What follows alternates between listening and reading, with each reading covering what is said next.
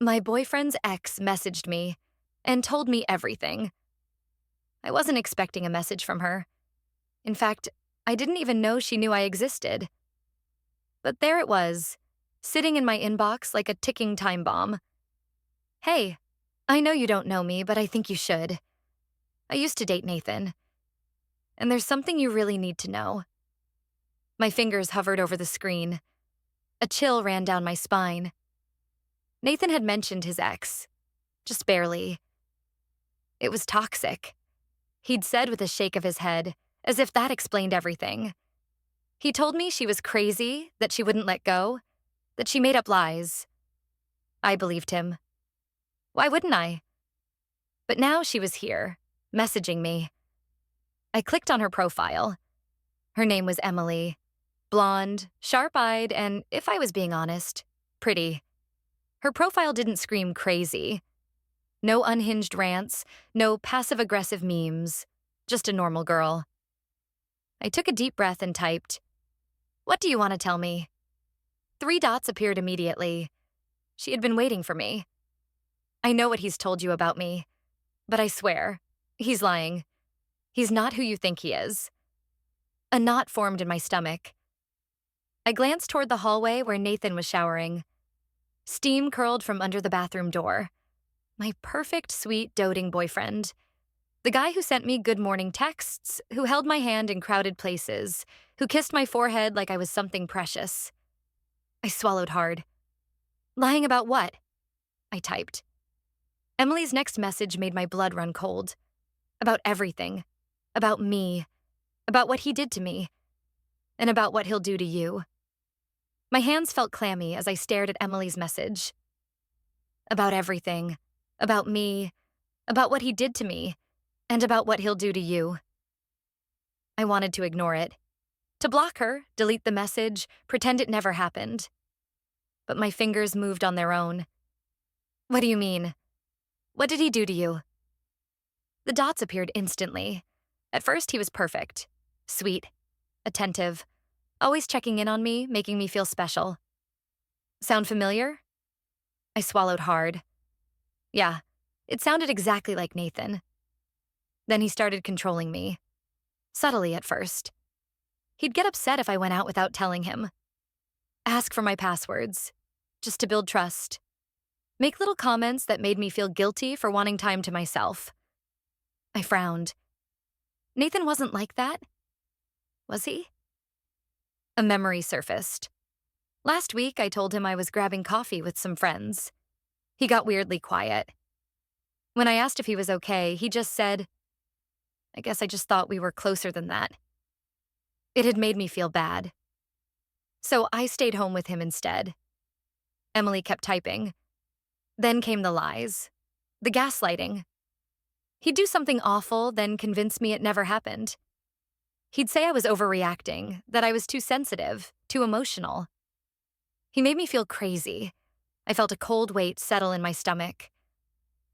"I don't believe you," I typed. "Nathan told me you were the one who was crazy, that you lied, that you wouldn't leave him alone." This time, the dots didn't appear right away. When they did, her message was short. Of course he said that. That's what he does. Just tell me one thing. Has he ever scared you? Even just once? I almost typed, no. But then, I hesitated. There was that one night. We'd had an argument, something stupid, about a text he didn't like. He'd grabbed my wrist, not hard, but firm enough that I couldn't pull away. His jaw clenched, eyes dark with something I didn't recognize. "You're mine, okay?" he had said. It had passed in an instant. He let go, smiled, told me he loved me. And I convinced myself it wasn't a big deal. But now, staring at Emily's message, my chest tightened. Because for the first time, I wondered if I had made a mistake. I stared at Emily's message, my fingers frozen over the keyboard. Has he ever scared you? Even just once? The question rattled in my head, louder than it should have. I wanted to type no, to shut this conversation down, to pretend I had never read her words. But the memory of that night, his grip on my wrist, The sharp edge in his voice refused to fade. "You're mine, okay?" I hadn't let myself dwell on it before. I told myself it was a moment of frustration, a misunderstanding. Nathan was loving, wasn't he? He cared about me. That's why he worried when I went out without telling him. That's why he got upset when I didn't text back fast enough. Right? Before I could respond, a new message from Emily popped up. "If you don't believe me, check his phone. Right now." My breath hitched. "Why?" I typed. "Because I know Nathan. He's not just lying to you. He's talking to other girls. He did it to me too. I bet he's doing it right now." I shook my head, my heart pounding. Number that wasn't possible. Nathan wasn't like that. He was affectionate, protective. Sometimes too protective, but that didn't mean he was cheating. Still, a sick feeling crept up my spine. Nathan's phone was on the nightstand right next to our bed. A door creaked open. My heart nearly leaped out of my chest. Nathan stepped out of the bathroom, steam curling around him, a towel slung around his waist. His dark hair was damp, water dripping onto his bare shoulders. He smiled when he saw me. "Hey, baby, what are you up to?" I forced a smile, trying to steady my breathing. "Nothing. Just texting." His eyes flickered toward my phone. "Who?" My fingers tightened around the device. "Just a friend." Something shifted in his expression.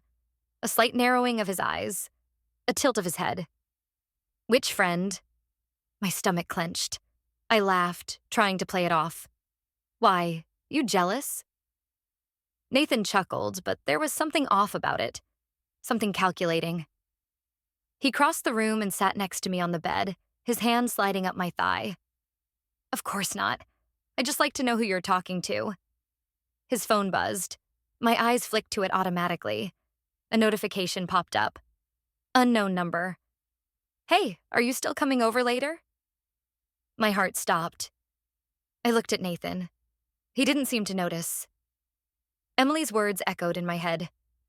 "Check his phone. Right now." I swallowed hard. I had a choice to make. My pulse hammered in my ears. I stared at Nathan's phone, the screen still lit up. Unknown number. "Hey, are you still coming over later?" The room suddenly felt too small, too warm. I could feel Nathan's hand on my thigh, the heat of his skin against mine. But all I could focus on was that message. Still coming over where? My throat went dry. Should I ask him? Should I play dumb? Should I? Before I could decide, Nathan grabbed his phone and flipped it over, screen down. "Everything okay?" He asked casually, his voice smooth, effortless. But I wasn't stupid. He knew I saw it. I forced myself to meet his gaze. My stomach twisted into knots. He looked calm, too calm. "Yeah," I said, my voice barely above a whisper. "Everything's fine." Liar. Nathan smiled, leaning in to press a kiss against my cheek. "Good.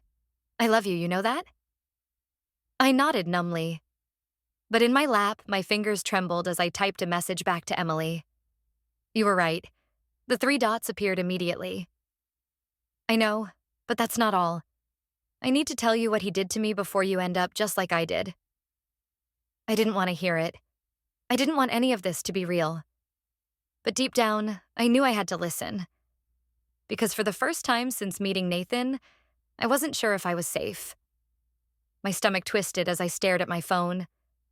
Emily's message sat there, heavy, waiting. "I need to tell you what he did to me before you end up just like I did." I glanced at Nathan. He was scrolling through his phone now, completely relaxed, as if nothing had happened. As if I hadn't just seen that message. As if I wasn't slowly unraveling right next to him. I turned away, my thumbs moving before I could stop myself. "What did he do to you?" Emily's reply came so fast I knew she'd been waiting. "He isolated me, little by little. He made me feel like I was the problem, like I was overreacting to everything. Then, when I finally saw what was happening and tried to leave, That's when things got worse. My fingers hesitated over the screen. Worse how? This time, the dots appeared and disappeared a few times before the message came through. He started following me. A chill crawled up my spine. He'd show up at my job without telling me. I'd see his car parked outside my apartment at night. Sometimes I'd wake up and find missed calls from him at 3 a.m., and if I didn't answer, he'd leave messages. Long ones, begging, apologizing, threatening. My hands shook. Nathan said she was the crazy one, that she wouldn't leave him alone. But what if it had been the other way around? I swallowed hard and forced myself to type. What made him stop? Emily's response came instantly. I got a restraining order. I felt my breath hitch. I looked at Nathan again, my heart pounding so loud I was sure he could hear it. He wasn't a monster, right? He couldn't be. He loved me. He always said so. But then his phone buzzed again. This time he picked it up immediately, tilting the screen away from me. I didn't know what was in that message, but I knew one thing for sure. I had to get out. I had to get out. The thought hit me so hard it made my breath hitch. My fingers clenched around my phone as I stared at Nathan, who was still scrolling, completely unaware of the storm raging inside me. Emily's messages kept replaying in my head. He isolated me. He followed me. I got a restraining order. I had ignored the red flags before. I had made excuses for the way Nathan got jealous, for the way he always wanted to know where I was, for the times he made me feel guilty for existing outside of him. But now I was seeing it clearly. Nathan wasn't just protective. Nathan wasn't just jealous. Nathan was dangerous. His phone buzzed again. He barely glanced at it before standing up and stretching. I'm gonna run out for a bit, he said casually. Need anything? I shook my head, forcing a small smile. No, I'm good. He leaned down and kissed my forehead. It took everything in me not to flinch. And then, just like that, he grabbed his keys and walked out the door. I didn't waste a second. The moment I heard his car pull away, I grabbed my bag, my phone, and my charger. My heart was slamming against my ribs as I shoved everything inside. I had to leave, right now. My hands were shaking so badly I could barely type, but I sent Emily one last message. He's gone. I'm leaving. Her response was immediate. Good, but be fast, and be careful. I didn't need to be told twice. I rushed to the front door, threw it open, and froze. Nathan's car was still parked in the driveway, and he was standing right next to it, staring at me. I couldn't move. Nathan stood by his car, keys in hand, staring at me. His expression was unreadable, but something about it made my stomach twist. Why hadn't he left? My fingers tightened around the strap of my bag. My pulse pounded in my ears. Going somewhere? He asked. His voice was calm, too calm. I forced a smile. Just needed some fresh air. His eyes flickered down to my bag, my fully packed bag. He tilted his head slightly. Fresh air with a packed bag? I felt my throat tighten. Think. It's just... I swallowed hard. I was going to stay at my sister's for the night. Nathan didn't have to know I didn't have a sister. His lips curled slightly, but there was no warmth in his smile. That's funny. You never mentioned a sister before. My stomach dropped. He caught that. For a long moment, he just watched me, his fingers tapping against his keys. Then finally, he took a step forward. Come inside, he said softly. It wasn't a request. Every part of me screamed run, but I knew I wouldn't make it. Not without making things worse. So I forced myself to take a shaky step back inside. Nathan followed, shutting the door behind him. The click of the lock sent ice through my veins. You've been acting weird, he said, slipping his phone into his pocket. Is something wrong? Yes, everything. I shook my head quickly. No, of course not. He took another step forward. I took another step back. He noticed. You sure? His voice was still soft, but there was something underneath it now. Something sharp. I nodded. His eyes studied my face, searching. For what, I didn't know. But then he smiled. Good, he said. Because, I worry about you. I don't like when you keep secrets from me.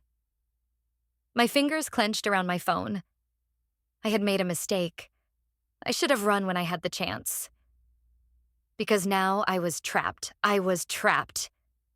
Nathan stood between me and the door, his smile cold, calculating. The walls felt like they were closing in, and my heart pounded so loudly I was sure he could hear it. I forced myself to stay calm. I couldn't panic. Not yet. He took a step closer. Give me your phone.